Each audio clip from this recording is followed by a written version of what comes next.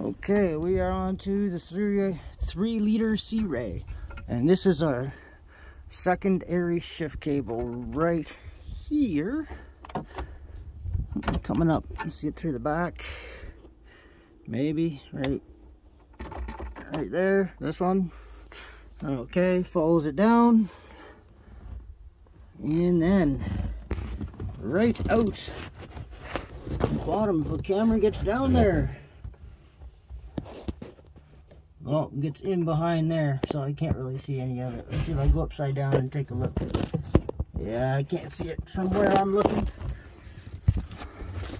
Maybe get a shot from here.